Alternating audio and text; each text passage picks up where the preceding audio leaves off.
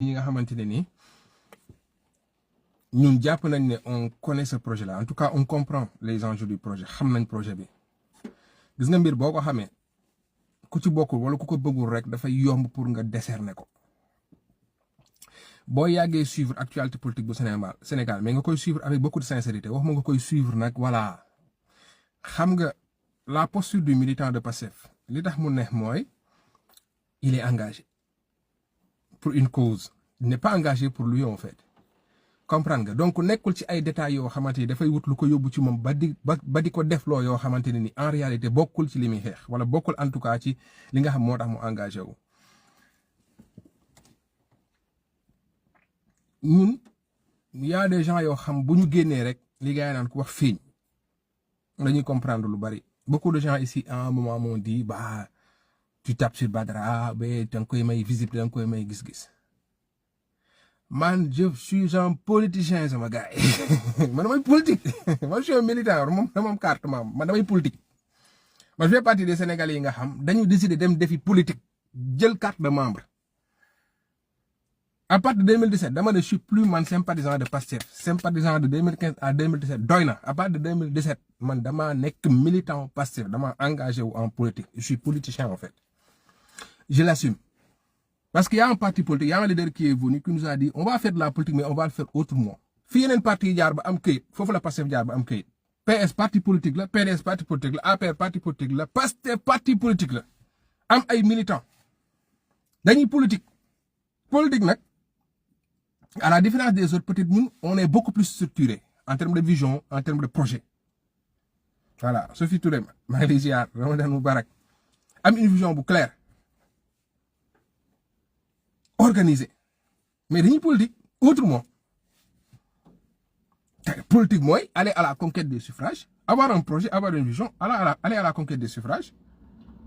pour changer la donne donc de base parce que bi muy judd rek ñun dañuy ñëw gars yi attaquer système ok on combattait le système mais on a combattu un régime parce que en réalité politique loolu la dañu daayira dañu ASC dañu leneen parti politique lañ dañuy dem à la conquête des suffrages dañu bëgg a jël réew mi dañu bëgg a nekk ci instance de décision yi comprendre nga et une fois que tu es au pouvoir maintenant il faut que tu conserves ton pouvoir en fait par des réalisations mais da nga war a continuer def politique et c'est ce que Amadou Ba symbolise un peu en fait et ce qui est intéressant ci kaw Amadou Ba mais c'est mooy que ni Amadou Ba c'est un député de Pastef maintenant émission démb bi li tax mu neex mooy Amadou Ba dafa régler waale problème yu bari c'est pas juste le truc d'amnistie cette émission là ça va au-delà de l'amnistie en fait dafa am problématique bu gën a rëy amnistie bi fekk amnistie dafa fekk ay problèmes yu bari problème de manipulation problème de gens de mauvaise foi Amadou Ba doful de li tax muy répéter mauvaise foi ak manipulation en fait parce que il y a beaucoup de choses qui se sont dit Amadou Ba dafa dem régler problème yu bari ba ci problème yu ñuy saaga problème mu lan mooy Pastef problème mu kan mooy Pastef nan la ñuy waxee comment fonctionne Pastef c'est-à-dire dafa régler ay problème yu bare li tax peut-être affaire bi indi benn genre engouement ci réseaux sociaux yi que les gens arrêtent c'est pas la personne de Badara Gadiaga qui intéresse les gens moom li ko intéressé c'est de faire l'actualité ñun li ñu intéressé c'est de faire le pays c'est ça la différence moom buzz turam et il l'a prouvé hier dem na ba ne la loi Badara Gadiaga loolu moo ko intéressé c'est des hommes qui sont petits mais des hommes qui sont petits yàqul Coran je crois je vais essayer en tout cas de ne pas trop voilà c'est-à-dire moom gis-gisam foofu la toll alors que ñun nekkuñu foofu maintenant en attendant amuñu opposition li fi nekk rek la ñuy jëflante si l'opposition veut se cacher derrière des chroniqueurs derrière des médias foo ñu dugg ñu loqati leen génn leen ne leen ñoo leen ngeen opposé wu les gens dinañu opposé wu mu neex leen mu naqari leen parce que cela va de soi démocratie ni mu bindoo moo mel noonu à part du moment dañu nekk ci démocratie c'est-à-dire moom opposition moom day am mu neex la mu naqari la donc c'est pour dire que gis nga ñun nañuy moytu duñu tontu diw nañuy moytu duñu dem fii nañuy moytu duñu wax ak kii nañuy moytu kii bokk sari nañuy man pour man loolu mooy un peu bon ngeen baal ma mën naa ko woy un peu de l'arrogance li tax ma wax ko le président Ousmane Sonko dafa dem di defi DPG peut-être les gens se disaient waay bu fa demee warante bi dina nekk occasion pour gars yi ñu coow Abdou Mbow patati patata Ousmane Sonko mënoon na ñëw comme li gars yi di wax ni suñu yenn politiciens yàgg gëmloo prend de la hauteur tollal fii ñoddil sa bopp balaal asamaan si melal non melul Ousmane Sonko dafa ñëw nekk un premier ministre mais aussi accepter le débat quel que soit ki nekk en face Abdou Mbow wax mu tontu ko politiquement man loolu j'ai beaucoup aimé c'est-à-dire quel que soit le niveau du débat loolu loo fi nekk tu t'adaptes et te bul ignorer kenn parce que à un moment Macky Sall il a ignoré le président Ousmane Sonko mu lakk daayam man j'ai beaucoup aimé parce que le plus important c'est pas ki ngay tontu c'est la déconstruction bi ngay def à travers ki ngay waxal aujourd'hui hier Badara Gadiaro tudd mais démb Cheikh Yérim la tuddoon barke démb Madiambal la tuddoon il y a quelques jours comment s'appelle Thierno Alassane Sall la tuddoon suba dina am beneen tur le plus important c'est ça en fait kan mooy sa interlocuteur tey c'est pas juste la personne de Badara Gadiaga mais c'est looj fi muy waxee cadre bi ñu ko proposé jox ko bu adéquat bi nga xamante ni foofu lay waxee mu neex la mu naqari la des milliers pour ne pas dire des millions de Sénégalais di ko seetaan et li ma neex ci Amadou Ba mooy Amadou Ba a compris cet aspect-là Amadou Ba en fait li ci neex mooy et souvent il y a beaucoup de gens yu def erreur boobu noonu dans la communication mooy les gens dañuy ñëw sur des aspects techniques dañuy jàpp ne dañuy ñëw yow damay ñëw yow en fait pour wan la ne xamuloo dara lii moo am Amadou Ba dafa indi loolu mais daf ci teg leneen lu am solo mooy amener une communication boo xamante ne nii damay wax aussi ak sénégalais yi mais aussi dama ciy profité woon sénégalais yow yaay kat li tax ñu bëri duñ koy mën li Amadou Ba def démb mooy parce que les gens dañuy ñëw sol mbubu man du ma dugg ci lii man du ma wàcc fii man du ma defee nii c'est-à-dire yow tu viens au nom du projet tu te tapes 1 heure 2 heures de temps de notre temps pour parler de notre projet mais ci yow nga nekk damay wane fi ma li ma am dip damay wane man que ne cadre laa damay wane ne man ci fii laa ne damay wane ne man Badara Gadiaga man nantite laa dama leen di sax raay di jéem a neex buuba di jéem a neex malal di jéem a neex ndeer di jéem a neex tout le monde di jéem a neex ku nekk alors que t'as pas besoin de ça en fait tu viens là tu dis la vérité tu dis ce que tu penses tu dis li am mun nga ko wax buuba respecté la malal ci lañ lay gën a jox cër mais gars yi dañuy ñëw ak ay je sais pas moi ak ay forme de communication yoo xamante ne nii daf leen di tënk en fait qu'est-ce qui s'est passé man je l'ai dit à Badara Gadiaga course de fond la du course de vitesse avant yow ñeneen jaar nañ fi plus ñuy dem plus ngay wàcc loo ci mën a lekk nag lekkal lu ci sa wërsëg profitoo ci parce que ñun après dañuy jàll ci ñeneen avant yow y avait d'autres ñooñu dem nañ yow yaa ngi fi nekk nii tey vous savez le gars là bi mu ñu commencé di song je l'ai toujours dit dafa doon toog di dugg di xool suñuy faay ñëw di live mu dem ba benn moment mu radicalisé wu di wax mais xam nga lan mooy difficulté wu Pastef mooy quand tu t'attaques à Pastef il faut que nga préparer wu mais intellectuellement mais il faut que nga gëstu il faut nga xam noo tax ma ne Amadou Ba daf ñu régler le problème yu bari bi ci jëkk mooy lan mooy Pastef damaa def sama laaj bi mujj mooy gis nga ñi yaakaar ne Pastef dafay defantu erreur boobu la ñuy am mooy tax ñu woo Farba Ngom mu dajale ay quelques personnes ne leen dem leen CPI dem leen fan siège Nations Unies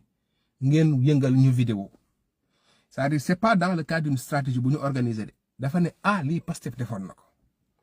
mooy tax ñu invité un leader politique mu ñëw def conférence de presse parce que il se dit que dañu ne affaire Adji Sarr Ousmane Sonko ñëw def conférence de presse ñëw toog commencé di expliquer parce que ñoom dañuy bëgg a reconduire le même schéma de manière diachronique maanaam nii rek indil teg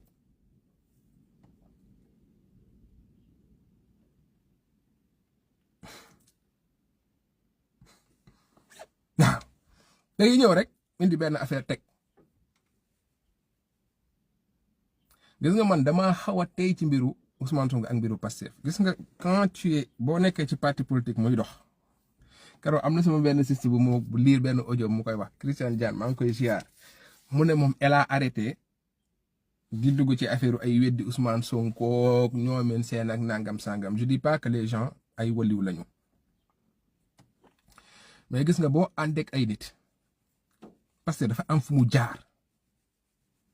loi d'amnistie dafa am contexte bu ko indi Pastef dafa am ay position de principe yu mu mës a jël Pastef dafa am ci benn logique bu muy doxe Pastef dafa yàgg toll foo xamante ni dafa war a jël décision maanaam ñun décision ñun suñu trajectoire politique yëpp on a eu à prendre des décisions yu en fait yoo xamante ne ni en fait dafay compliqué ba ñuy nekk opposition ba bi ñuy choisir ba bi ñuy choisir candidat ba lépp tout le processus on a toujours fait face à une prise de décision bu délicate des fois le président Ousmane Sonko génn jël une décision ñii comprendre ñii duñu comprendre mais ce qui a toujours fait notre force mooy c'est d'avoir la confiance ci ñi nga xam daf ñu ko jiite le président Ousmane Sonko da koy fàttali. Et ce qui a aussi toujours fait notre force mooy bu ñu càmbaree ba xam ne fii la ñu jëm lii moo gën nañu am courage dem si ba jeex xam nga lan moo tax parce que le soubassement n'est jamais politiquement politicien jamais. man moo tax gis nga bi gars yi génnee cette loi là ñëw publiquement ne fii la ñu jëm man dama ne kon fii la ñu jëm parce que dama nekk ak ñoo xam dañu ma tàmmal bu mbir tollee dañuy ñëw toog waxtaan xool li gën ci réew mi dellu lañ ci président Ousmane Sonko c'est truc ba bi gars yi di wax ay waxtaan am naa yu demee noonu man xamul waxtaan am na mais ba ma génn ne leen man de quelque soit waxtaan bi xam naa ne président Ousmane Sonko lépp lu muy wax ak nit mu tudd Macky Sall mu tudd Macron mu tudd Trump mu tudd Demba wala Pathé lu jëm ci intérêt wu Sénégal rek la fay wax man moo tax quelle que soit la décision qu'il aura à prendre je suis à fond ak moom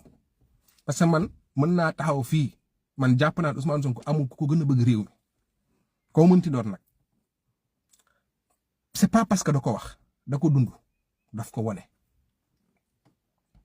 kon gars yi bu ñu ñëwee nañu loi bi c'est interprétatif man militant bi je cesse di polémiquer damay ranger wu ci parti politique bi ci laay communiquer ci laay organiser sama communication même man bu ma ci àndul parti bi loolu de décider man militant bi laa wax damay ranger wu li chroniqueur di wax li keneen di wax li leneen di wax ça n'engage que lui ba pare ma dem def effort lan moo tax parti bi jël lii ma comprendre ko mën ci communiquer mën ci wax man yàlla daf ma suturaal dès le début damaa taxaw ne Pastef na rester cohérent par rapport à sa position politique parce que c'est un parti politique crime bu ci bokkee bu ñu voté bu ci bokkul on vote foofu la ñuy kon di dem nekk ci donc Amadou Ba ñëw na leeral la loi d'amnistie mais leeral beneen affaire mooy que ne gis nga si les gens veulent s'opposer à Pastef ils ont intérêt ñu dem gëstu ji mais ils ont vraiment intérêt ñu dem gëstu ji il est très difficile de parler de Y'en a marre man boog il m'est très difficile de parler de Y'en a marre mais il est très facile de dire la vérité je vais choisir deuxième bi mooy dire la vérité man je suis très désolé gis nga Y'en a marre kenn mënul effacer seen jàlloore ci réew mi loolu il faut que ñun ñu comprendre ko te il faut que même ñoom waa Y'en a marre ñoom ñu comprendre ko kenn laa la mënul effacer li fi Y'en a marre def mooy à un moment c'est des jeunes yoo xamante ils ont pris sur eux la décision de faire face à une injustice xeexal démocratie man le militant de Pastef duma tàyyi ci di leen rendre hommage parce que ñoom ñoo fi nekkoon la question ne se situe pas à ce niveau en fait Y'en a marre société civile la ne am mu nekk benn organisation boo xam dafa nañu ne politique ñu dañuy nekk ay sentinelle ñu nangul leen ko ñu am seen histoire bopp am fu ñu commencé am fu ñu yegg si tey mu am beneen parti politique boo xam moom ay d'autres jeunes parce que damay gis gars yi di indi avant ou après ku fi nekkoon avant ku fi nekkoon après la question ne se situe pas à ce niveau la question mooy ku ci nekk li da taxoon yëkkati fan nga ci toll lan nga ci def loo ci réussir ak loo ci échec parce que histoire yi mënuñu commencer ndoo parce que ñun ñëpp juddoondoo wuñu lan moo yëkkati woon Y'en a marre lan la def fan la ci yegg si tey lan mooy son bilan nekk sentinelle moo ko taxoon a jóg la mu doon xeex en 2011 2012 14 personnes de amaat na 2021 amaat na 2023 ñu def ci aussi ñoom liñ ci war a def ñoom ñooy def seen bilan bopp. Pastef juddu en 2014 ne man damay politique man duma sentinelle man damay politique dama bëgg a jël nguur gi gérer dama am un projet 2014 2024 Pastef jël nguur gi di doxal c'est ça l'histoire.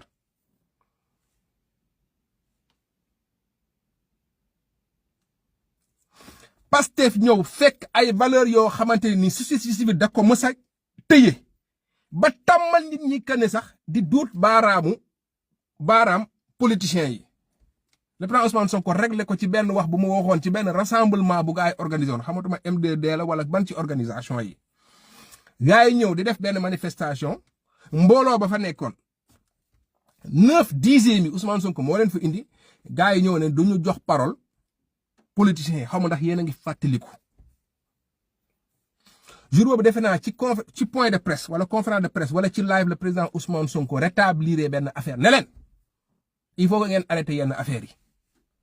Société civile moo baax politiciens yi ñoo bon président Ousmane Sonko assumé ne leen man bi ma juddoo ci politique ànd ak samay nit dañu andi ay valeurs en politique ñun du ñu nangu société civile di ñu gën a baax.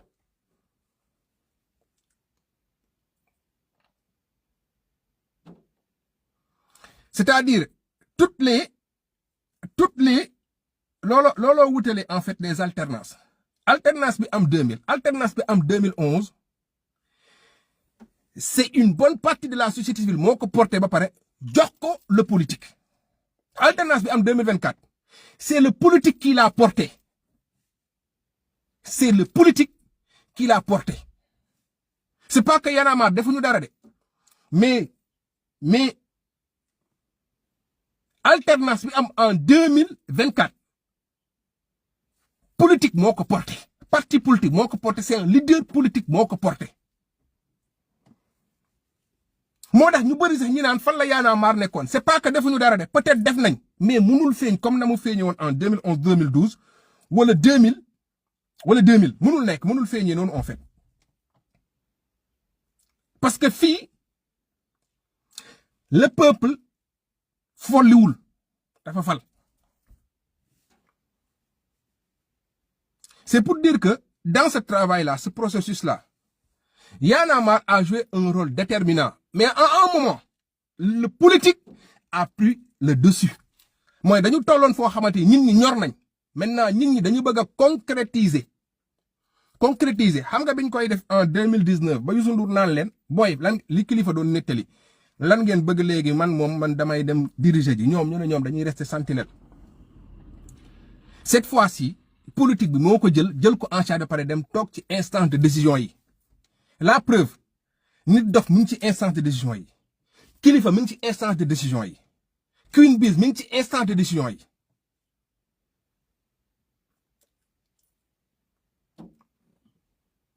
Donc quelque part loolu laa bëgg a leeral que ne ñun en tout cas man le militant de Pastef j'ai une grande admiration pour cette structure là malgré nag li ma juboo ak li ma ànd ak li ma àndut ak ñoom mais dans cette situation il n'est pas question gars yi jàpp que ne ñun bu ñu tegee mbir seeni seen am ci xalaat ñu ne yow patriote bu am xalaat ci xalaatu seeni seen ànd nañ une loi d'amnistie gars yi ñëw teg conférence de presse et je suis désolé de dire c'est pas une critique Y'en a marre c'est très mal préparé par rapport à cette conférence de presse là Y'en a marre en fait surtout des jeunes. On est en 2025 man pour man muy Aliou Sané mi nga xam moo ko dirigé bu ñu demee ba ñu teg une loi interprétative nga war a def conférence de presse mais tu dois amener quelque chose de beaucoup plus lourd. C'était trop léger en fait et xam nañ ko man pour man peut-être dans le cadre de leur stratégie c'était le moment tolloon nañ foo xamante ni Y'en a marre maintenant dafa war a ñëw taxaw man pour man loolu la ci dugal c'est-à-dire une occasion boo xam Y'en a marre dafa ñëwaat dafa war a ñëwaat bokkaat dans l'espace public sur le plan communication comprendre nga mais prétexte bii ñu jël baaxul parce que ñoom seen bopp maîtriser wuñ la loi interprétative et loolu noonu c'est très grave moo tax man Aliou Sané suma grand la c'est quelqu'un que je respecte mais c'est pas à Amadou Ba de présenter ses excuses ou quoi que ce soit qui a fait de l'arrogance man je pense que un mouvement comme Y'en a marre bu demee ba war a wax sur un sujet aussi essentiel war na ko wax ak xam-xam waruñ ci waxantu warul di wër moo tax émission bi c'était très compliqué pour moom parce que d'habitude c'est quelqu'un boo xamante ne nii day wax ak xel dafa xam li muy wax dafa maîtriser li muy wax man au contraire c'est Y'en a marre moo waroon génn ne ñun ñu ngi jéggalu loi bi ni ñu ko comprendre woon ak ni ko Amadou Ba expliqué demeewul ni nu mel beneen bi nee nañu parce que président Diomaye dafa waroon dem waxtaan ak Y'en a marre avant ñoo dem lan moo tax Y'en a marre avant moo def conférence de presse woowul Amadou Ba demuñ vers Amadou Ba ne ko ñun dañu gis que ne yow da nga def une proposition de loi on n'a pas compris tel ou tel aspect lan moo tax ñoom ñu jàpp ne forcément Amadou Ba moo war a dem gis Y'en a marre expliquer leen affaire bi xamul tax mu wax loolu te loolu c'est très essentiel gis nga dëkk ñëpp mënuñ def lépp te dëkk nañu waxtaan tekkiwul dañuy waxtaane lépp parce que dafa am loo xam sinon élection du am quoi sinon élection du am saa yi élection présidentielle bu amee Sénégalais yi tànn président c'est parce que dañ ko ne yow yaay jiite bu ñu fa jógee ñu dem élection législative nit ñi génnee seeni moyens jël seeni temps dem defi campagne législative am ay député am une majorité dafa am lu muy tekki du lépp la ñuy waxtaane parce que mënul toog fi ne lépp lu ma yëkkati lu may def rek damay woo Aliou Tine damay woo Y'en a marre damay woo Leg Africa damay woo Mamour Nangam damay non c'est pas ça se passe pas comme ça en fait te du demee noonu c'est pas de l'arrogance loolu du ñàkk changement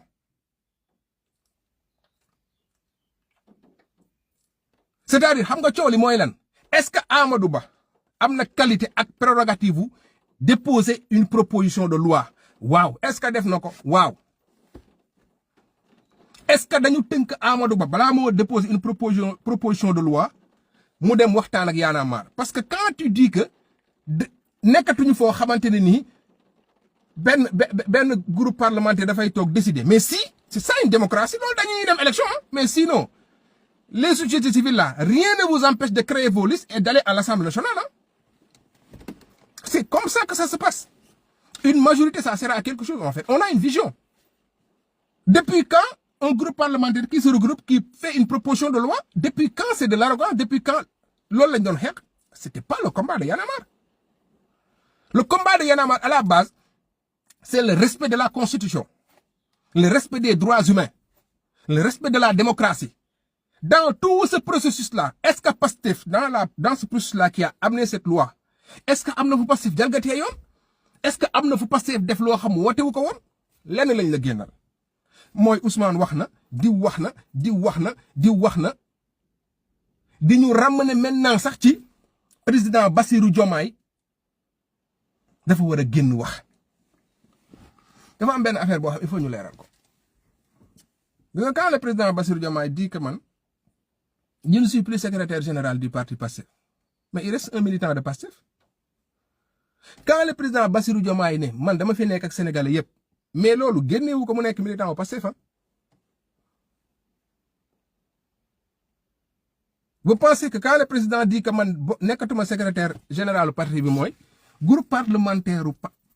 ay defee ak ñoom Amadou bu ñuy toog di waxtaan une loi d'amnistie président Bassirou Diomaye day toog ci kaw balcon palais ba naan leen man sama yoon newu ci mais ci ban monde la ñu nekk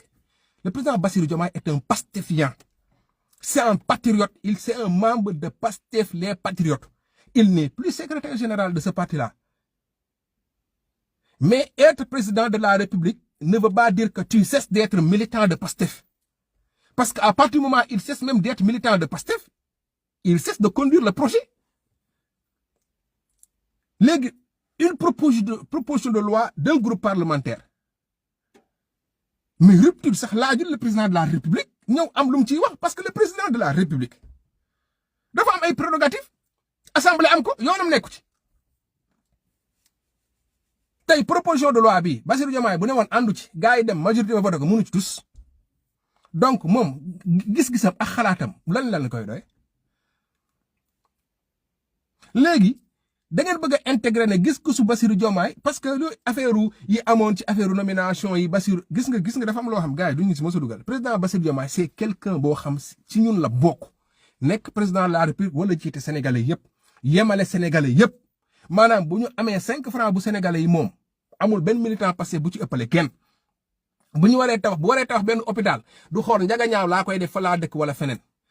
bu ñu waree jël nit ci ay bu ñu waree jël loo xam Sénégal yëpp ko bokk du c'est-à-dire un président de la République c'est un président boo xam day xool Sénégal la yëpp di leen yemale mais teg wu dindiwul que ne dafa bokk ci benn kuréelu politique.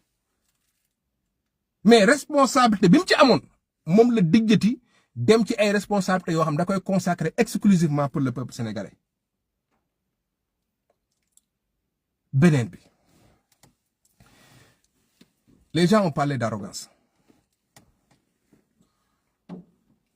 Avoir la vérité n'est pas de l'arrogance. Dire la vérité n'a jamais été de l'arrogance. Sinon, Malal Tara serait arrogant depuis 2011. Sinon, Aliou Sané serait arrogant depuis 2011.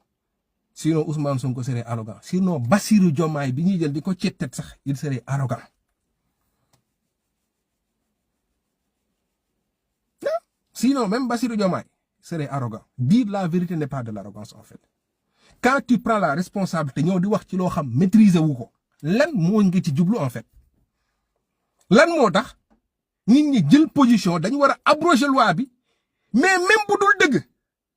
dañ ciy sax parce que ñun looloy suñu décision te amuloo légitimité bi la koy may rek mooy man société civile la même ñii bu ñu nee expliquer na la lii moo gën sax nga ne non même bu dee moo gën sax non man damay rester ci lii rek parce que lii mooy sama position. En fait, problème de position, le problème d'ego là. Ñun li moy suñu position, li moy suñu position. On vient vous expliquer que mais yeen seen position bi ngeen jël. Ñun biñu jël li mo gën, ñun biñu jël ni ngeen ko jappé ni ngeen ko expliquer baaxul, expliquer ba mu leer. Nga ne non, man position bi ma taxaw mom lay jël. C'est-à-dire deug mo qu'est-ce qu'on cherche en fait? Qu'est-ce qu'on cherche? C'est avoir une position qui est différente des régimes bi fi nekk, c'est avoir une position boo xamante ni c'est plus facile de communiquer. Je sais pas en fait. Qu'est-ce qu'on cherche dans tout ça? Ñun xam nañ ce qu'on cherche et on l'a expliqué ba mu leer. Donc arrogance mënu ci am. Les gens vont continuer à défendre li ñu gëm. Ku ne mën na ko wax arrogance. Amul benn moment boo xam Amadou Ba dafa wax lu ko neex. Dëgg la wax. Dëgg ñi nag mën na neex mën na naqari. Arrogance weesuwul yow xamoo dara ci mbir ñëw toog di wax ak ay nit ay kilifa bu leen ñu fontoo bu leen ñu nii bu doon sax da nga téye ci dëgg yow téyewoo ci dara yéen a ngi toog caata ngi wax di xas ay nit ci loo xam téyewu ci dara mënu ko expliquer. Bouba Ndour a demandé vous avez enlevé la loi interprétative, qu'est-ce que vous mettez à la place ba tey bu suba. Donc foofu laay waxee que ne nag nit ñi di accepter que ne waaw le débat doit être contradictoire. Maintenant sur la question de boo waxul yi leen arrange yu ñëw saaga la émission bi rek la problème bi yëpp. Ce qui disait que boy yi saaga ñoom ñoo toog di saaga ñëpp di leen dégg ba dëgg nga yàlla dëgg la bëgg. Les gens ont toujours dit Pastef insulteur ñu ne leen mais vous avez vu qui dans Pastef insulteur en fait. Un militant au Pastef du saaga militant au Pastef day civilisé dafay xam boppam dafay gëm boppam dafay ragal yàlla dafay xam dëgg dafay comprendre ci li mu ne. Militant au Pastef day xam ne suñu combat politique ay waxu dof sottili ko wax ju ñaaw sottili ko rewande sottili ko dof sottili ko tooñ sottili ko fulla ak fayda nag ci la bokk ñi jaawale fulla ak fayda ak waxu dof waxu rewale. Ce qui fait le charme de Pastef mooy xam-xam bi ak stratégie bi nga xam dañ ko war a jaay àdduna. Quand tu écoutes les autres ñi ñuy wax ci Pastef ci ngay gën a yëg sa bopp que booy déglu sénégalais yi ñuy wax ba yóbbaale sax yenn patriote ñu jàpp que ne c'est-à-dire radicalité bi mooy wala gars yi li ñu ragal mooy gars yi dañuy ragal ñu leen di saaga moo tax du ñu def lii du ñu def lii du ñu def lii gars yi ragaluñ ko leen saaga gars yi dëgg ji la ñu ragal parce que ci dëgg la ne te loolu la Amadou Ba symboliser moo tax j'ai beaucoup aimé cet aspect-là en fait. ñan ñoo saaga démb Badara Gadiaga moo saaga ku xamul démb Badara Gadiaga moo xamul kan moo maîtriser wul sujet bi je suis désolé Malal Talla ak Aliou Sané dese nañu maîtriser sujet bi ñan ñoo mujj mer di werante di xuloo ñoom ñi sekk jàkkaarloo Buuba ak Badara Gadiaga ku fa wax xam-xam Amadou Ba ku fa yaru Amadou Ba kan lañu saaga sax mu dellu baal ak di baalu ak Amadou Ba c'est ça Pastef c'est ce que les gens ne veulent pas voir et nous on a la responsable de promouvoir cette image là parce que c'est ce qui fait le charme de Pastef c'est ce qui fait que beaucoup de Sénégalais dañu ànd ak ñu na les gens aiment la vérité dañu bëgg ñu yaru nit ñi nañuy gis nga le président Ousmane Sonko c'est quelqu'un boo xam saa yi dafa tàng jër mais noonu la yaroo Bassirou Diomaye noonu Amadou Ba lu mu wane noonu c'est ça en fait l'image de Pastef qu'on doit promouvoir être dans la vérité ànd ci fulla ak fayda te bañ a am complexe wu kenn parce que politicien bu ñëwaan jàkkaarloo da doon sóoraale malal parce que fu ko neex mu génn ñun ce qu'on a fait c'est très simple vous avez voulu mettre les manifestants à la vindicte populaire ñëw ne leen manifestants yaa ngi nii dañ leen war a juger patati patata man c'est simple boole ma ci wax damaa génne vidéo yi rek teg l'histoire elle est là entre les manifestants d'hier ak les manifestants d'aujourd'hui qu'est-ce qui a changé en fait man je pense que dañu toll ci benn moment boo xam Sénégal y a eu des transformations mais en profondeur de notre société Sénégal dafa soppeeku ci lu bari te gis nga ku ko gis rek ci aspect politique jàpp ne nguur moo changé Sénégal changé wul noonu le Sénégalais a changé la façon de voir du Sénégalais a changé et ça va se répercuter dans toutes les catégories socio-professionnelles dans tous les secteurs amul diine du ci rëcc culture du ci rëcc sport du ci rëcc politique du ci rëcc société civile du ci rëcc dara du ci rëcc gis nga ko accepté que ne Sénégal boobu dafa changé nga adapté wu wala nga réadapté sa combat ça va être très compliqué gis nga li fi nekk nii tey Y'en a marre bu 2011 du moom mooy jëflanteeg cette nouvelle dynamique du ma ne sa Pastef mais parce que ça va au-delà de Pastef cette nouvelle dynamique Y'en a marre bu 2011 du ko lijjanti parce que les enjeux ne sont pas les mêmes le contexte n'est pas le même tous les politiciens yi doon politiquer ni Macky Sall doon politiquer en tout cas page bi Macky Sall tëj wàcc tous les politiciens yi doon politiquer noonu nga am 20 ans nga am 70 ans wala nga am 15 ans moo ci yem yow sa wàll jeex na ak noo mënti tudd nag cette page là elle est tournée en fait mu neex mu naqari la relation entre militants et leaders day changer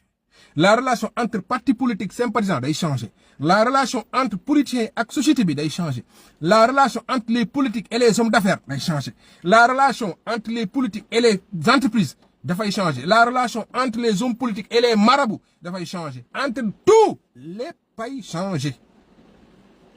changement bi politicien bi Ousmane Sonko mënu ci dara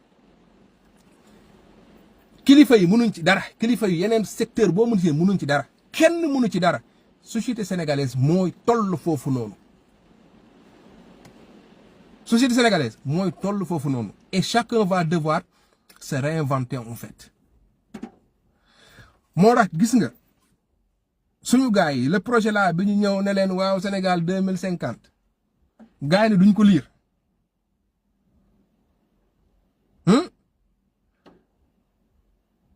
gars yi indil la benn plan 5 ans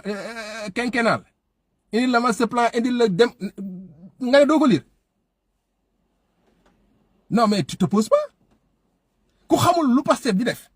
tu te poses pas ku comprendre lan la président Bassirou Diomaye di def lan moo tax mu def assise de la justice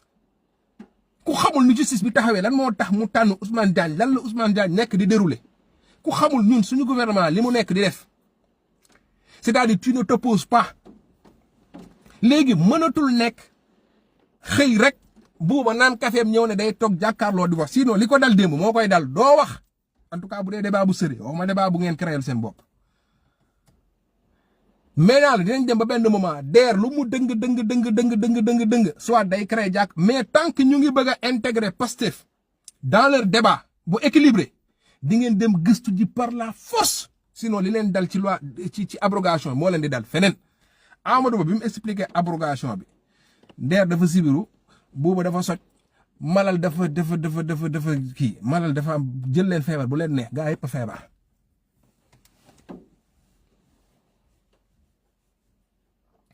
Pastef moom ko bëgg a opposé ak moom di nga gëstu ji bu fekkente ne Thierno Alassane Sall bi nga xamante ni les gens nous l'ont peint comme quelqu'un bu am xam-xam il n'est même pas capable d'écrire sur le fond et la forme une proposition de loi saa yi niveau bi dafa kawe de niveau bi dafa kawe de te loolu nit ñi duñ koy wax de nit ñi laajte wuñ de lan moo tax gars yi rejeté la proposition de loi bu Thierno Alassane parce que li mu proposé amul xam-xam du xel maîtriser wul sax li mu proposé ku bëgg a wax di nga gëstu ji loolu la ci ku nekk war a jàngat ci génnu Amadou Ba bi mais ñun patriote aussi c'est surtout responsable Pastef ñu comprendre que ne une communication jamono yu toll nii ñëw di wax ak patriote kese c'est pas de la communication. C'est de la contradiction que jaillit la lumière. Gis nga Amadou Ba pourtant def na conférence de presse Amadou Ba dem na ci Maïmouna Ndour Faye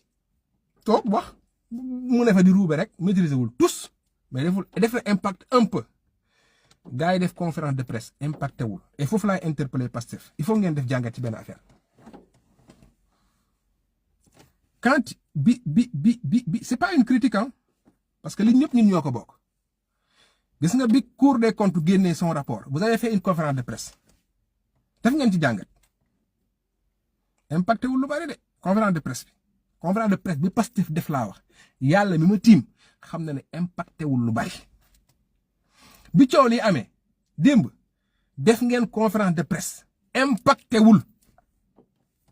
démb xaw ma barki démb loolu nag dafay laaj ngeen def recul taxaw seetlu est-ce que la meilleure réponse mooy ñëw di def conférence de presse gis nga conférence de presse Pastef bi mu koy def muy am réussite dañu nekkoon ci benn contexte bu jaxasoo moment boobu noonu c'était pertinent nga ñëw parce que dañ lay déglu moment boobu noonu contexte politique bi moom moo ko laajoon c'était très en fait c'était quelque chose boo xamante ne nii amoon na njeexital mais bàyyi leen xel ci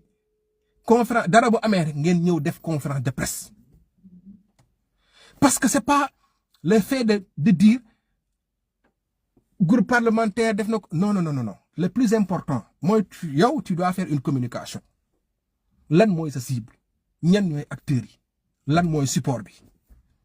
ban impact nga ci bëgg la preuve Amadou Ba wax ji ferenkalaayu na démb ci benn 2 heures de temps mu ñëw voilà coow li jeex saa loolu jàngat lay laaj parce que c'est pas li ngeen bëgg li peuple bi bëgg la vous avez éveillé ce peuple là il faut faire confiance en ce peuple là le peuple a besoin de contradiction le peuple a besoin de débat tey moo tax ma ne leen Badara Gadiaga la ñuy imposer parce que moom moo fi nekk xëy na suba dinañ am des gens yoo xam am nañ beaucoup plus de qualité beaucoup plus de profondeur en termes d'analyse en termes de connaissance mais c'est un bon début et foofu la ñu war a jëm loolu li koy indi nag mooy il faut que vous acceptiez d'aller débattre ak ngeen mënti nekk il faut que vous acceptiez d'aller débattre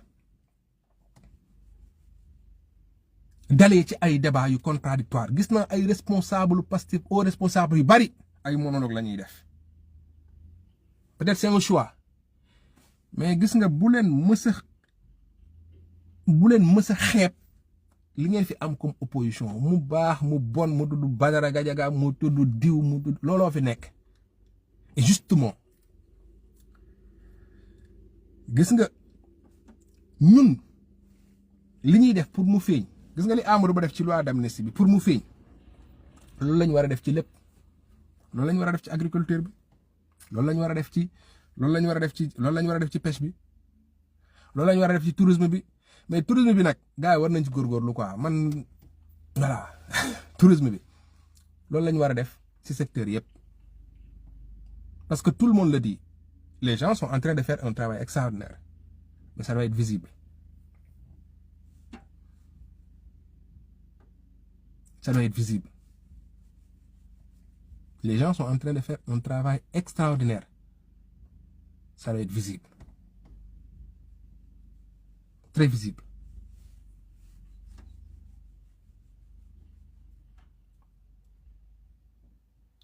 Pastef bu ñëwee nga xool président Ousmane Sonko ces dernières sorties yëpp ku ci am seetlu c'est toujours vers les populations vulnérables dafa génn Dakar dem vers les populations xoolal dem vers les couches vulnérables parce que ñun dañu raté suñu développement à la base gars yi les services sociaux de base amuñu ko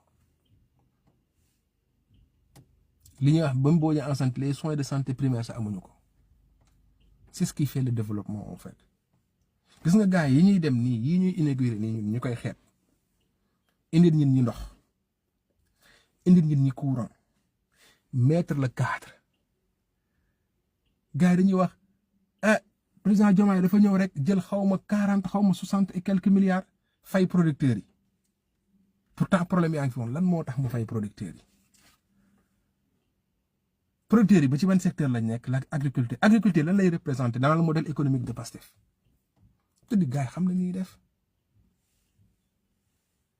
ndox courant boo toogee nag Dakar gars yi toog seen plateau télé yi il n'en parle pas mais c'est ça qui fait le développement loolu mooy gis-gisu Pastef mettre les bases et les fondamentaux en fait am na ko ma ne sànq dinañ dem ba benn moment exode urbain la ñuy am parce que les gens vont essayer de retourner chez eux gis nga ñun fu ñu natt suñu liggéey gouvernement bi rek gars yi weesu nañ ko gis nga déjà quand tu réussis de faire à faire cette transition entre Macky Sall bi mu fiy jóge ak yow nga ñëw toog nga réussir transition boobu noonu ak fi nga jóge prison rek ñii dañ koy fàtte Bassirou dafa jóge prison ñu ne ko réew maa ngi nii say loxo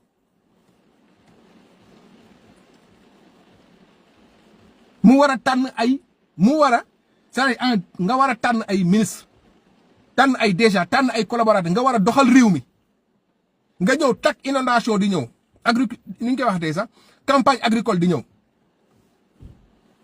nga fekk fi loo xamante ni du yow yaa ko organiser du yaa ko préparé du yaa ci def dara ministre yii ñii nii même des fois yi ñuy critiquer sax dañu ñëw fekk ay dossier ñu teg ko seen table amul lenn loo xamante ne nii ñoom ñoo ko yor ba pare nag ñu fekk fi benn budget boo xamante ne nii du ñoom ñoo ko voté ñoom lañ ko voté ñi fi jóge ñoo ko voté lu ci bëri gars yi exécuté nañ ko est-ce que ñooñu xam nañ ci ban contexte lañ jóge en fait les gens ont tenu ce pays là en fait les gens ont payé les salaires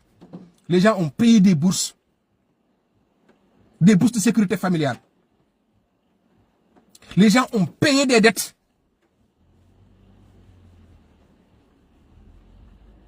indi jàmm ci dëkk bi ci biir loolu yëpp les gens ont dit la vérité aux Sénégalais ont dit la vérité à toutes les institutions à la communauté internationale et ont dit la vérité aux populations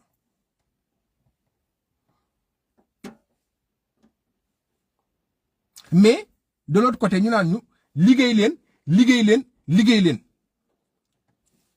est-ce que gis nañ le travail extraordinaire que Cheikh Tidiane Dièye est en train de faire en fait. Est-ce que vous imaginez le projet de transfert d'eau là bi mu nekk di def?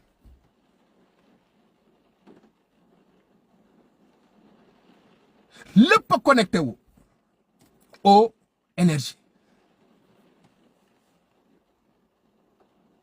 Au niveau de l'éducation, est-ce que gis ngeen gars yi ni ñu nekkee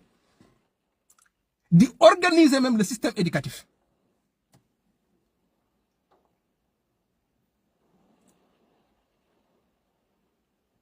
Est-ce que gis ngeen Jean-Michel Sène le travail extraordinaire qu'il est en train de faire en fait? Gars yi nañu taxaw ñi ñu naan liggéey leen. Je le répète, Jean-Michel Sène a fait en 3 mois ce que ñi fi jóge woon loolu la ñu def ci at.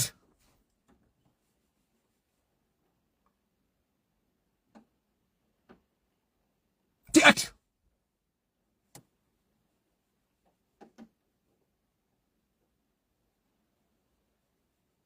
tey ñu ngi raffiner suñu pétrole. di jëm ci ay renégociation tey on parle de comptoir maanaam suñu or bi ni ñuy def ba tëye ko gars yi nañu liggéeyu leen en fait li may wax nii motul at.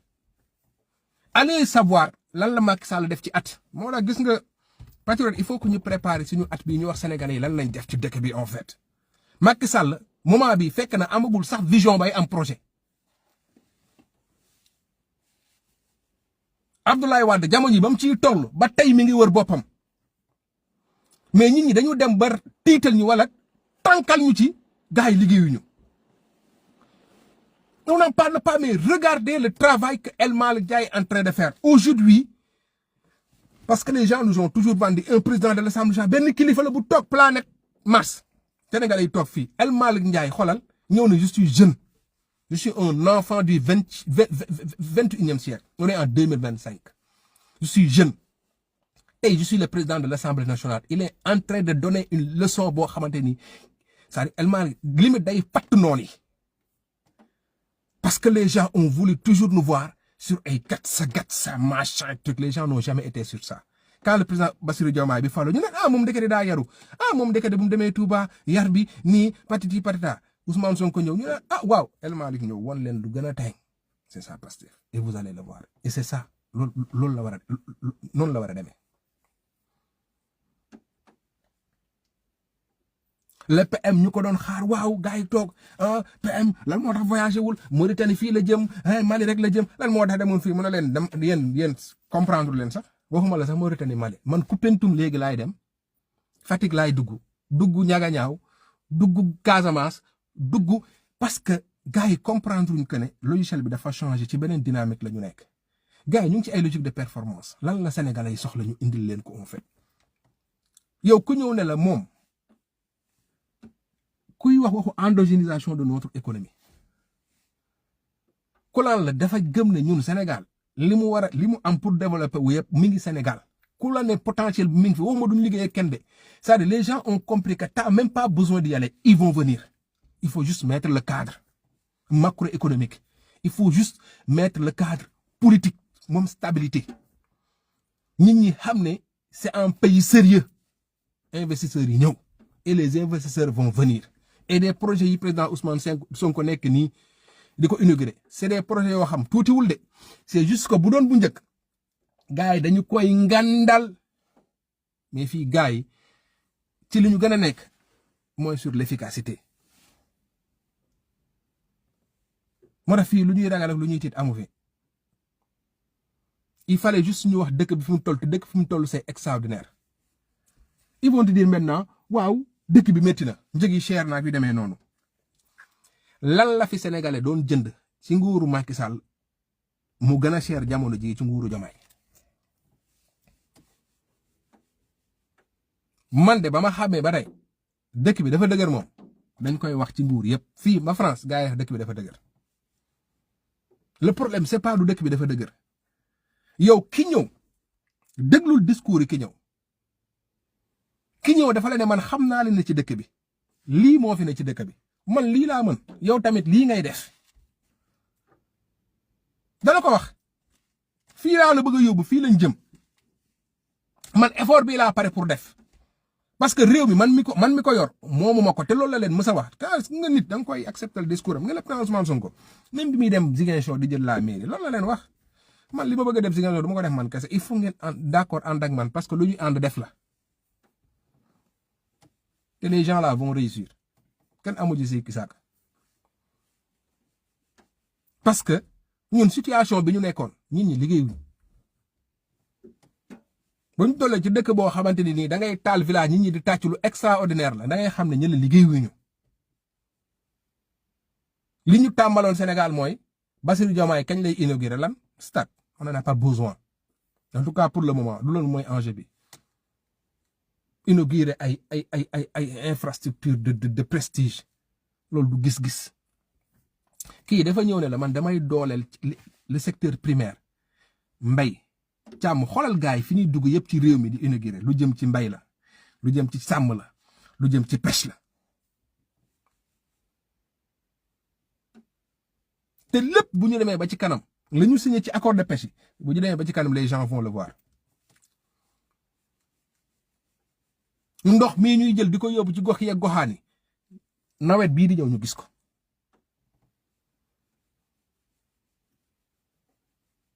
contrat yi léonien yi nga xam gars yi nga xool nu ñu ko renégocier parce que dans le discours les gens ont toujours fait erreur Pastef a toujours parlé de renégociation mais ñi dañuy ci biir wax ji xam nga ñoom dañuy gis ñun ñu kii mais ñoom kii bi rek lañuy gis mais derrière duñu xam li ci nekk mais ñoom pour ñoom tant que Pastef da ngay dem benn moment ñeen dañu jàpp tant que Pastef ñëwul ne rompre nañ tel contrat mais loolu du renégociation mooy li Jean-Michel Sène def fekk fi un contrat bu fi nekk mu xam ne c'est pas à l'avantage du Sénégal mu xam ne am na njuut njaaj bu fi nekk mu dénoncé ko ñu tagg rajo yi di yuuxu di tëb di dal mu ne leen mun ngeen wax ba teppeeku man dañ ma fee teg pour askan bi waaw ba pare nag avant moo ñëw Macky Sall jaarale ko foo xamante il est blindé moo tax ñii di yuuxu nii kan lañ mën a teg pression ñun dañu dund Macky Sall ñun dañu dund ak système bi mu renégocier contrat bi acteurs yi ci yoon caaxaan bokkuñu ci sàcc yi mu génnee leen ci ñu takk rajo yi jël na espagnol dugal sénégalais di manipuler tey mi ngi liggéey avec le même partenaire Aéroports Espagne avec la même banque Santander mais ci yeneen anam lu ñu renégocier 100% exécuté par des entreprises sénégalaises kenn yuuxul entreprise sénégalaises ñu ngi Sénégal ñoom ñooy xëcc fii ñoo koy defar ñooy samp poté ñooy tirer lépp lamp yi di tàkk yëpp ay sénégalais koy taal cat ba cat laa wax. Maintenant am na des secteurs yoo xamante ne ça tarde à décoller ni foog ñu càmbar ko loolu Ousmane Sonko wax na ko le PM wax na ko te président Diomaye wax na ko nangu nañ assumer mu dëgër xam nga boo ñëwee ne chantier yi na taxaw y a des impacts mais il faut le faire loolu mooy la responsabilité tey yenn chantier yi par pour mu leer pour ñu xam lii lan moo ci nekk sinon kon jaruloon ñuy jël temps di def rapport Cour des comptes ba bi demee noonu mais ça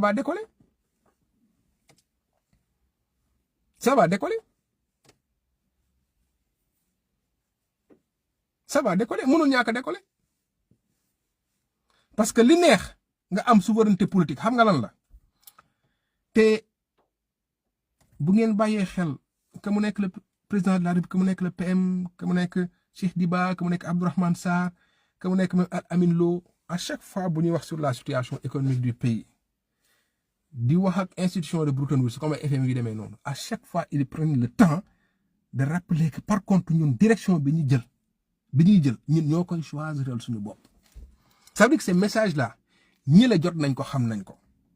c'est-à-dire que mu nekk xaalis boo xam ci dëkk bi lay jógee que mu nekk xaalis boo xam dañ ñu koy lebal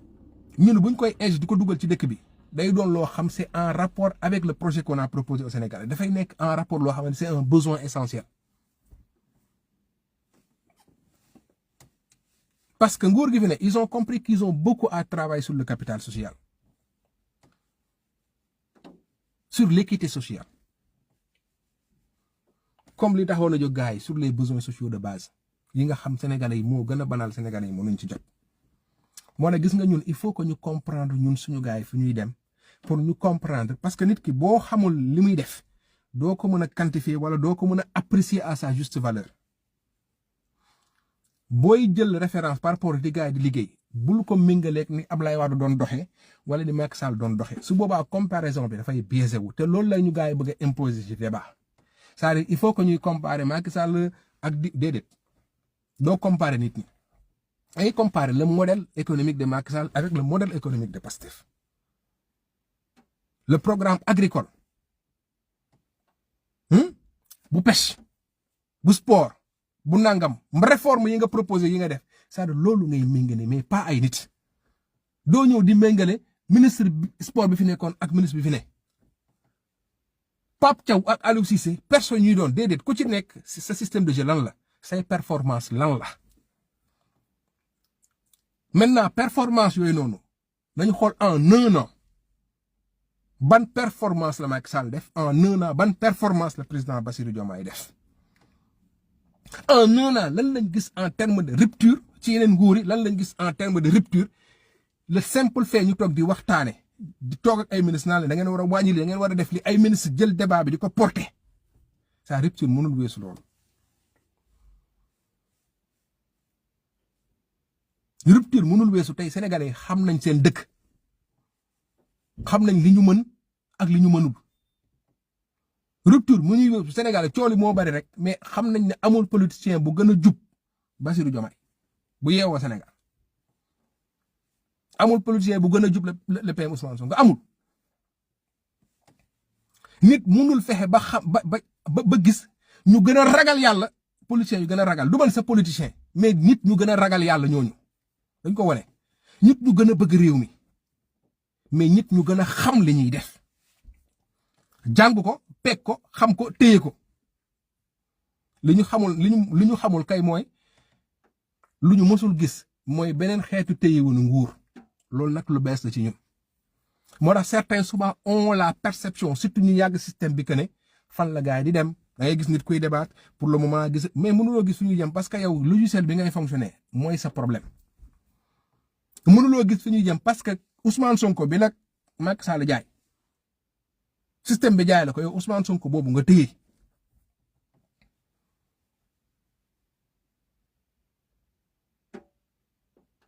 donc mënuloo gis avancement yi donc bu ñu yem rek ci changement yu quantitatif yi mais y a les changements qualitatifs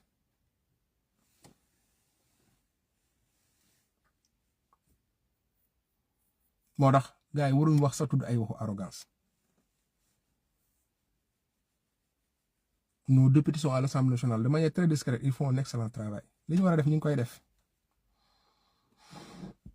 la justice est en train de faire un travail extraordinaire Bassirou Diomaye yoonam nekk ci mu ngi def la mu war a def le PM mi ngi focus ci li mu war a focus politique bu jotee mu dem defi politique am ñëw toog parce que ñii dañu war a liggéey mënuñu xëy rek di débat et ñi ñi rek ñoo ngi liggéey malheureusement nag Sénégal moo nekk dëkk boo xam et foofu noonu peut-être la ñu war a travailler normalement c'est les médias qui doivent faire le boulot de relever un peu le niveau du débat peut-être pousser les gens à aller vers l'essentiel mais Sénégal dafa nekk dëkk boo xam système bi li ñu tàmmaloon mooy nañuy foo di kaf di ree ministre yi nañuy sàcc président di leb seeni géwél di am xaalis seeni militant toog seen kër di am ay salaire ñu signé ay kii ak média yi ci biir média yi sax gars yi di créer ay entreprise pour xam nga ku nekk say affaire di dox mu am benn gang bu maîtriser port benn gang bu maîtriser aéroport beneen gang bu maîtriser suuf si beneen gang bu maîtriser jaww ji beneen gang bu maîtriser fépp ku nekk di ci gis boppam yor xaalis bu jéggi dayo ku ci nekk am ñoo xam yaa leen di jëndal nagu tam xarit yaa leen di jëndal xar bu ñuy ngénte yaay jënd ordonnance yi gars yi noonu la ñu organiser woo waaw ñii di gérer ceeb bi ñii di gérer diwlin bi ñii di gérer dara di ci gis seen bopp Sénégal boobu moo fi nekkoon nañu waxante dëgg ñenn ñi jàpp ne Sénégal a ngi dox neex na média yi jàpp ne Sénégal a ngi kii neex na parce que ñoom xamuñu la portée de l'outil bi ñu yor gars yi dugal nañ ci benn engrenage boo xam seeni affaire mi ngi dox fii y a même pas 3 ans lañ fi doon gis ay bet dans un média ñi di warante millions yi ñuy fay kii lu tax fay millions bi lañ fay mais tey on parle de fay nañu wala fayuñu.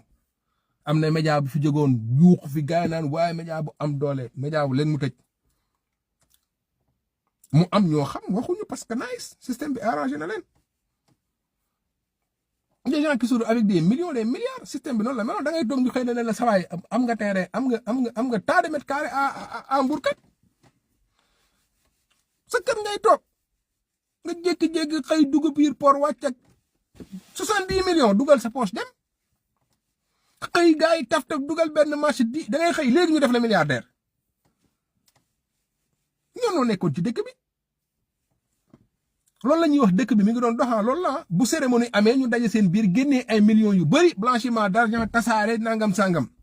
dem meeru Sorano yi jël xaalis jox leen dem ci kilifa diine yi génnee millions yi joxe dem ci mbër yi génnee dem ci secteur yi génnee dem ci AIC yi jël xaalis réew mi tasaare ko fa waaw ku ñu nekk boo demee sa koñ jël xam nga capitaine AIC bi dugal yóbbu port kii jël kii yóbbu kudd kii jël kee yóbbu fële kii jël kii yóbbu pos xam nga ku ñu jox dara nga noppi yow say affaire a ngi baax au-delà de ton salaire yaa ngi business seen lépp di baax loolu moom mooy Sénégal bi doon dox en fait ku ci nekk yaa ngi xool surki boo xamee ne da nga war a dóor ay millions ay milliards ñoo xamante ne nii tey xëy dépenser ay millions ay milliards du woon dara si ñoom loolu amul mais sénégalais bi nga xam bokkuloon ci loolu moom boo toogee daan ko dëkk dafa dëgër da lay ne kañ la neex bay dëgër tey kañ la neexoon bay dëgër waaw sénégalais bi bokkuloon ci ak sénégalais bi ko xam doon ko doon bañ comme président Bassirou Diomaye nga xam def na 17 ans dans l'administration xam nu mu demee mais xam ne mënu ci dara toll foo xamante ni xam na ne société civile bii ñu nekk nii ñoom kese mënuñ ci dara mais ñu dem ba comprendre que ne y a des gens qui doivent prendre des risques y a des gens qui doivent prendre leurs responsabilités et ces gens-là c'est les Ousmane Sonko c'est les Bassirou Diomaye c'est les Birame Souleye c'est les Matar Sène c'est les Sarré tu vois c'est tous ces gens-là qui ont créé le PASTEF c'est tous ces gens-là qui ont créé le PASTEF bu ngeen xoolee les gens qui ont créé le PASTEF c'était pas des gens yoo xamante ne nii amuñu ñu yàlla suturaaloon nañ quoi donc fa la affaire yi tàmbalee en fait maanaam ñoom bi ñuy jóg di jël risque amoon nañ lu ñu jëndee ceeb lu ñu jëndee dëwlin lu ñu defee lépp ay inspecteur des impôts et domaines c'est des gens qui étaient bien amuñu benn problème amuñu problème mu lekk wala problème mu naan te ñu ngi woon ci biir il faut que gars yi di xam fi am mbir yu jóge gars yi def le choix de dire non tak ñu dàq le président Ousmane Sonko mu jël risque gëm li mu gëm ne réew mi dafa war a changer looloo indi Pastef moo tax ñun duñu nangu ay leçon de morale ñun c'est-à-dire voilà quoi ñun on a donné en fait ñun kenn duñu tiim di wax waxu donné ak koo mënti nekk mun nañ nangu ko nekk li nga joxe mais sa waay ñun kenn du toog parce que mënuñu ko nangu en fait ne serait-ce que pour des gens qui sont partis bëgguñu arrogant waruñu réew waruñu mel ni ñu mel mais duñu nangu nit toog sa waay gis nga li indi fii réew mi du Pastef rek de mais kenn ëppale wu ci Pastef te loolu il faut le dire parce que c'est ça l'histoire en fait li indi Sénégal fi ñu toll bëri na ay acteurs mais Pastef moo ci ëpp wàll te loolu il faut pas que ñu accepter nit ñi di dugal suñu bopp que ne du yéen ñun la du arrogance du dara sur le plan purement politique Pastef c'est le parti politique qui a révolutionné ce Sénégal là moo indi changement bi moo liggéey sur les mentalités moo liggéey sur la conscience collective moo en fait moo éveillé population bi moo indi changement bi moo anéantir système bi Pastef la le parti politique bi ko def Pastef la tudd militants yi sympa du ko def c'est les patriotes du Sénégal d'autres Sénégalais nag dañ ci jàpp mais locomotive bi Pastef la c'est un processus qui a démarré depuis un moment à chaque fois il y a des acteurs qui l'ont porté Y'en a marre bi ma doon wax sànq ci lañ bokk ak ñeneen ak yeneen sax parti politique yoo xam contribué nañ ci la gauche traditionnelle ak ñeneen le FRAPP on n'en parle pas le FRAPP même nitu dëgg ñoom Abdou Karim Gueye un moment pour dire que loolu yëpp ay processus la woon mais c'est-à-dire gars yi bu ñu gis que ne ñun li ñuy revendiquer politiquement c'est de l'arrogance wala dafa am lu ñuy kii c'est-à-dire ñun il faut que ñu nangu accepter ñun li ñu def ñu téye ko parce qu'il faut pas tronquer l'histoire il faut pas tronquer l'histoire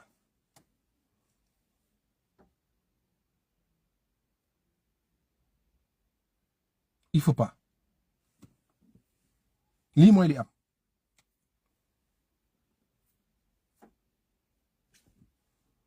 et ku ne ci war a jàng nag muy ñun muy ñeneen ñi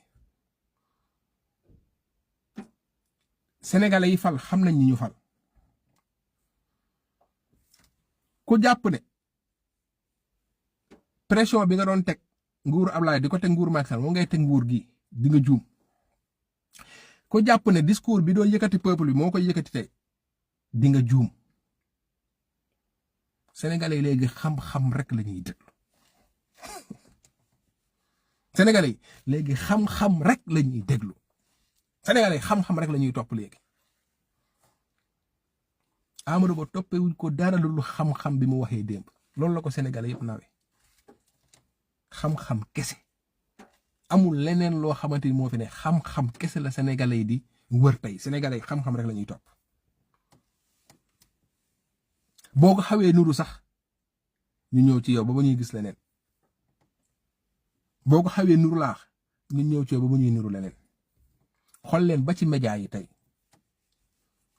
xool leen ba ci média yi tey plus ñuy avancer journalistes chroniqueurs yi ñi weex xam-xam ñooy nekk à l'avant sénégalais fu mu romb daw demin day dem déglu ko parce que xam na ne nga ànd nga ñàkk ànd ak moom la nekk xam-xam lay wax mu juum mu ñàkk juum xam-xam lay wax foo romb tey jii Cheikh Ousmane Touré da nga dem déglu ba nga xam ne kii dafay def ay analyse yu profonde ay toog def analyse yoo xam mooy loolu Cheikh Bara Ndiaye noonu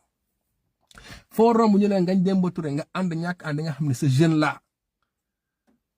mooy loolu bu sax benn sujet amee sax sénégalais yi dañuy wëri borom xam-xam bu ñu c'est-à-dire dañu nekk ci dëkk boo xam nàmmante xam-xam la affaire ay ndaanaan laa jeex na